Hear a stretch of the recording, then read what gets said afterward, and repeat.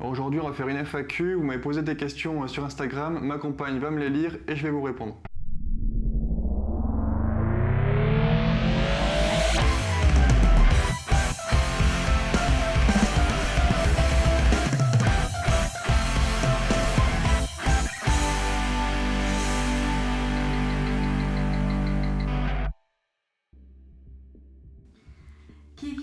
Kevin-GLNE, salut, des boîtiers type plongeuse by BB Mode à venir. Alors j'en ai déjà fait. En fait, il y a les Tank 300 que j'ai sortis juste après les Katana qui en fait reprennent quasiment le même design que les Marine Master. Donc voilà, avec un style de boîtier monobloc, étanche à 300 mètres, etc.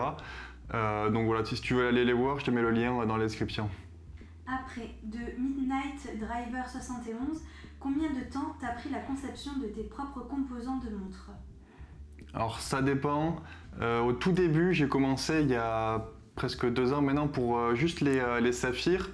Parce que en fait, j'avais un problème avec certains saphirs, le diamètre extérieur était un peu trop large. Avec certains inserts, ça passait pas. C'était assez rare, mais certains inserts, je pourrais pas les utiliser en fait. Et du coup, ce que j'ai fait mes propres saphirs. Donc j'ai repris les designs existants des saphirs double dôme classiques qu'on connaît, qu'on peut acheter chez Namoki, DLW, etc. Et j'ai juste réduit le diamètre du haut pour pouvoir placer ces inserts-là. Donc j'ai enlevé, il me semble, 4 centièmes. Au diamètre. Et ça, du coup, ça m'a pris pas beaucoup de temps hein, de faire le dessin. Par contre, après, voilà, après j'ai fait mes lunettes, etc. Là, c'était un peu plus de temps pour faire les dessins. Et ensuite, ce qui m'a pris le plus de temps, évidemment, c'était la conception en entière. Là, c'est pas moi qui ai fait le dessin. Pour les boîtiers Katana, ça a pris en tout du début à la fin quasiment 1 an. Et là maintenant que je sais voilà, vraiment comment on fait, etc., si je veux refaire un boîtier, je pense que ça me prendra 6 mois, mais après voilà, ça dépend si les prototypes sont bons directement ou pas. Mais je pense que voilà, il me faudrait 6 mois pour recréer un nouveau boîtier de zéro, quoi. Ensuite, Modern is Smart, pardon. Quelle est ta ref de Rolex et de Seiko préférée? Alors pour Rolex, du coup, moi c'est la Deep Sea bleue. D'ailleurs, je suis sur liste d'attente. Enfin, maintenant c'est plutôt liste de souhait. Et pour Seiko, c'est la Marine Master. Moi j'ai la SLA 047. Mais voilà, il n'y a pas trop d'équivalent en boîtier monobloc comme ça. C'est un design que j'aime beaucoup. D'ailleurs, c'est pour ça que j'ai fait la Tank 300 qui reprend quasiment le même design. Et puis voilà. Alors, de Anto-EDC, ton build préféré? Euh, Build. de ce que j'ai fait, là je sais pas, mais je vais réfléchir et je vous le mettrai au montage. Du coup, c'est celui-là. Ensuite, alors de ISKJN, comment refermer sa montre pour qu'elle soit étanche après avoir ouvert le boîtier? Déjà, il faut mettre un nouveau joint. Moi, personnellement, à chaque fois que j'ouvre une montre et que je la referme, je mets un nouveau joint de boîtier, c'est mieux. Et il faut le graisser avec de la graisse de silicone qui est faite exprès. Et puis après, évidemment, il ne faut pas qu'il y ait de poussière, de poils ou quoi qui se mettent qui se mettent sur le joint ou quoi que ce soit. Et si tu veux vraiment être sûr que ta montre est étanche, tu peux aller voir soit un horloger pour qu'il te fasse un test, soit même Decathlon, je crois qu'ils proposent des tests d'étanchéité. Donc voilà, au moins après, tu es sûr que ta montre est étanche, quoi. Alors, de Chiam 411, je possède une Seiko Note que j'adore, mais je souhaiterais modifier le fond en transparent. Alors, soit si. Alors, je sais pas du coup si tu l'as acheté chez moi ou pas. Si tu l'as acheté chez moi, que t'es pas outillé, etc., tu peux me la renvoyer et je pourrais te changer le fond. Si tu as envie de le faire toi-même, il y a mes tutos sur YouTube. Voilà, j'ai fait des tutos pour en gros démonter et remonter une montre entièrement. C'est en 5 ou 6 tutos, je crois, un truc comme ça. Et à un moment donné, j'explique comment on change le fond de boîtier. C'est ce qu'il y a de plus facile. La seule chose que tu risques, c'est de rayer l'arrière si tu as un outil un peu bas de gamme. Donc voilà, c'est recommandé d'avoir un outil de bonne qualité ou si tu veux être sûr, tu le fais par un horloger ou tu me la renvoies si tu l'as acheté chez moi. Et puis voilà. Cyril quoi? Y a-t-il des outils pour poser les 4 aiguilles GMT du NH34? Tu peux prendre le même outil que tu utilises pour placer l'aiguille des heures. Donc si tu utilises le Bergeon 7404, donc du coup c'est l'outil noir et l'embout gris foncé.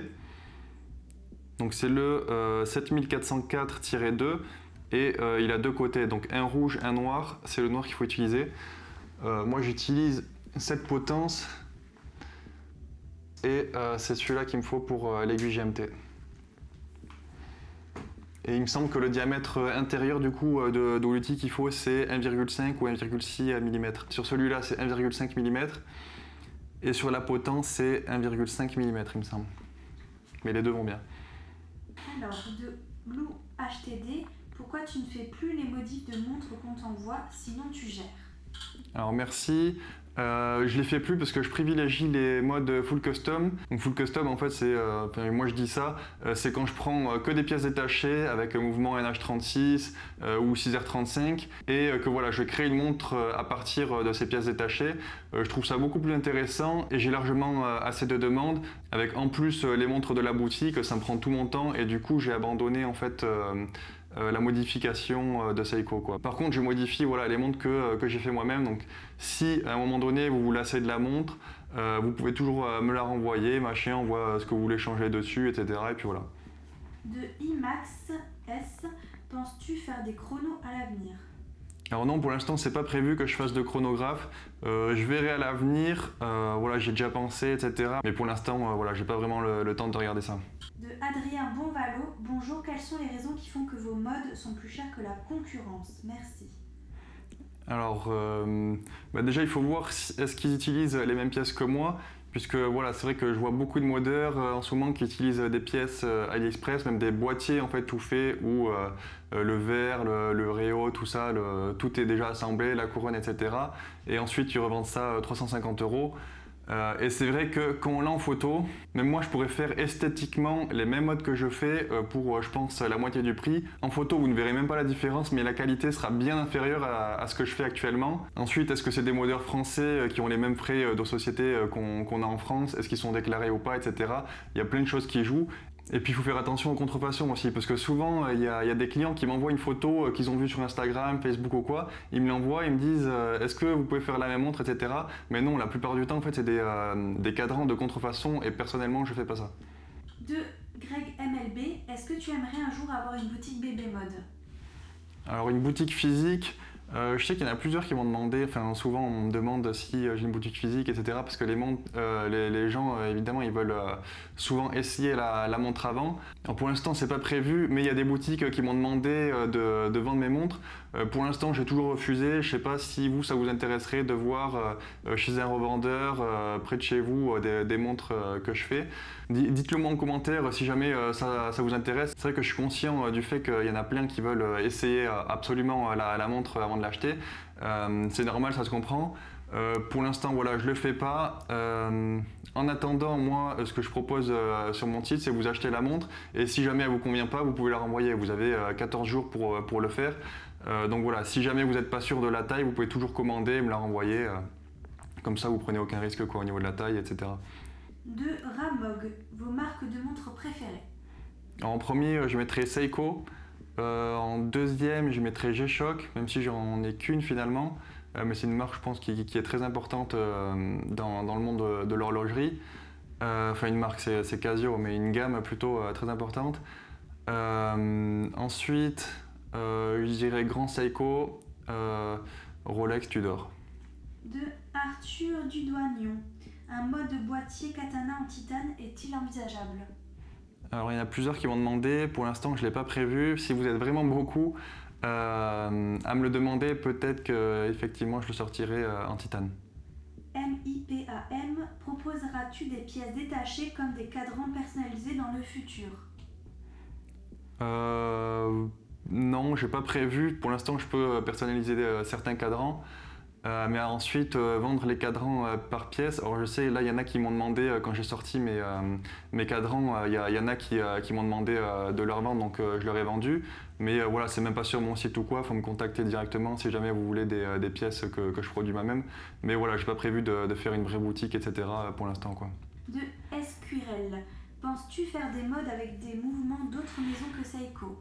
Non, c'est pas prévu, aucun intérêt. Seiko, c'est très bien. Niveau rapport qualité-prix, pour moi, il n'y a pas mieux. Donc c'est pas prévu. En plus, au niveau de la compatibilité des pièces, etc., c'est beaucoup plus facile de prendre toujours les mouvements Seiko, puisque voilà, même les 6R35, NH34, NH36, c'est toujours le même diamètre en fait, donc c'est parfait quoi. Alors, de WSTRCKX, possible de trouver des mouvements Eco-Drive ou kinétiques pour les modes. Non, enfin personnellement je fais pas ça. Après tu peux modder n'importe quelle montre, donc tu peux si tu as envie. Personnellement je fais pas ça quoi. De Imer GRS Quad, comment trouver des index et sets d'aiguilles avec une teinte identique lorsqu'ils ne brillent pas? Ouais, alors ça c'est un peu un casse-tête, c'est vrai, au début. Alors le mieux c'est de prendre tout chez le même fournisseur. Donc si tu prends un cadran Seiko, le mieux c'est de prendre des aiguilles Seiko. Si tu prends un cadran DLW, tu prends des aiguilles DLW, pareil voilà, avec Namoki, etc. Parce qu'en général, voilà, ils prennent le même lume pour les aiguilles et pour le cadran. Voilà, moi maintenant que je produis mes propres cadrans et aiguilles, moi j'ai choisi le lume C1, donc c'est moins puissant que que le lume C3. Par contre c'est blanc, c'est un blanc pur au soleil. Et en fait, quand il y a écrit, quand souvent il y a des revendeurs qui mettent lume C3 sur les aiguilles, etc. Sauf qu'en fait, il est dilué avec autre chose pour le rendre plus blanc. Et du coup, il est moins puissant et ça le rend aussi puissant que du C1. Donc il a quand même cette teinte un peu vert. Et personnellement, moi, suivant la couleur du cadran, de la montre en général, je trouve pas ça beau. C'est pour ça que j'ai fait le choix du C1, mais pur. Et qui est du coup aussi puissant que du C3 dilué. Et le mieux, c'est de prendre tout chez le même fournisseur. Même chez Seiko, des fois, tu vois, il y a des différences de teinte entre le cadran et les aiguilles. Donc voilà, c'est pas grave si c'est un peu différent. Même chez Seiko, des fois, ils mixent le lume bleu et le vert. Il y a une aiguille avec du lume bleu, les deux autres avec du lume vert, etc. Donc voilà, te prends pas trop la tête avec ça. Mais le mieux, c'est de prendre tout chez le même fournisseur, quoi. Puka Rua, peux-tu nous présenter le haut de gamme de chez Seiko, exemple Marine Master? Ben, j'ai déjà fait pour justement la SLA 047. C'est la Marine Master verte avec l'aiguille des secondes dorée. J'ai fait une review dessus, etc. quand je l'avais acheté. Et encore aujourd'hui, j'en suis très content. Mais avec le temps, je trouve que voilà, le prix est un peu élevé par rapport à ce que c'est, entre guillemets, même si voilà, je dénigre rien. Mais voilà, peut-être que pour 2000, je trouve que c'est une très belle montre. 3000, 3500, je trouve que c'est un peu élevé. De Carlo Boni, salut, tu me conseilles quoi pour nettoyer et faire briller une montre acier? Made in Baby Mode, bien sûr. Pour les parties polies, tu peux utiliser du CapCut, c'est le plus facile quand on n'a pas d'outils, etc. C'est très facile. C'est des petites lingettes comme ça que tu utilises. Par contre, attention à ne pas les passer sur les parties brossées, sinon ça va te polir ou atténuer largement le brossage et du coup ça sera pas top. Mais CapCut c'est très bien. De Flo894024, que pensez-vous des montres Festina? Alors personnellement je suis pas fan, mais je pense que toutes les montres comme ça, pas trop chères, qu'on voit un peu partout, ça peut être pour certains, même je sais que ça a été le cas pour beaucoup, un premier pas dans l'horlogerie. Et du coup ensuite vous rendre passionné, comme voilà, il y en a qui aiment beaucoup les montres diesel, etc. Et du coup ensuite ils se font une collection avec des vraies montres entre guillemets de manufacture, etc. Moi, personnellement c'est pas le style de montre que j'aime, mais je dénigre pas, je pense que c'est important qu'il y ait des montres comme ça, abordables, qui donnent envie voilà, d'avoir une montre pour ensuite se faire une vraie collection si on prend goût à l'horlogerie en général, quoi. De Bruno Vasto, quelle est la plus petite taille de boîtier que tu peux réaliser? 36 mm, je crois que c'est impossible de faire moins sur des mouvements type NH36, 7S26, etc. Donc ouais, 36 mm, ah si peut-être. Il y a peut-être 34 mm, mais je suis pas sûr. Mais personnellement, moi c'est 34 mm, ouais, le minimum que je peux faire. Dernière question de Fefedum95, combien de temps prends-tu pour faire une montre environ? Alors en général, c'est entre 1 et 4 heures. Ça dépend si c'est une plongeuse ou pas, de la complexité, etc. Mais voilà, 99% du temps, c'est vraiment entre 1 et 4 heures. C'est rarement moins et ça dépasse rarement plus de 4 heures, quoi.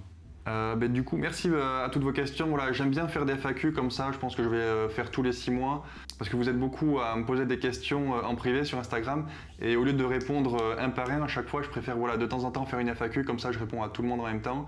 Si vous avez d'autres questions, ou si vous voulez des précisions, mettez-le moi en commentaire. N'hésitez pas à aller voir mes réseaux sociaux ou ma boutique, je vous mets tout ça en description comme d'habitude. Bon mode.